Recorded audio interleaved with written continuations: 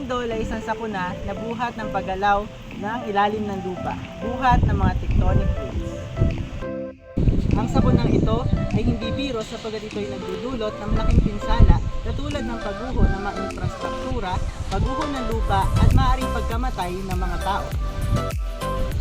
Ang lindol ay hindi inaasahang dumadating, kaya sa panahon ngayon, mas maigi na alamin natin ang mga dapat natin gawin at isaalang-alang tuwing lumilindol at pagkatapos lumindol. Kaya naman kaming mag-aaral mula sa Abra de Ilog National High School Senior High School ay nagsasagawa ng isang presentasyon patungkol sa paghahanda at sa mga dapat gawin tuwing lumilindol.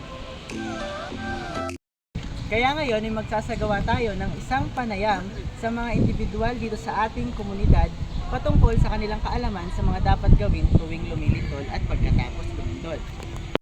Narito ang 5 tips na dapat tandaan habang lumilindol. Number 1, huwaba magtakip, huwawak sa ilalim at mga tibay na kamay na sa upaw.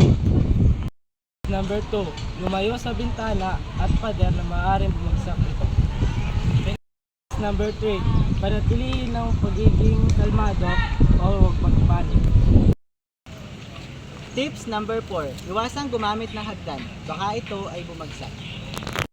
And tips number 5, mag-ingat sa paglabas dahil maaari tayong mabagsakan ng mga bagay na mula sa mga gumuhong infrastruktura. Narito naman ang 5 tips pagkatapos ng lindol. Tips number 1, suriin ang iyong paligid para makaiwas sa mga panganib na bagay. Tips number 2, tumulong sa mga nadisgrasya sa iyong paligid. Tips number 3, huwag munang pumasok sa mga malaking gusali na may malalaking pinsala. Tips number 4, makinig sa update ng mga lokal na otoridad para sa mga abiso o paalala pagkatapos ng lindol.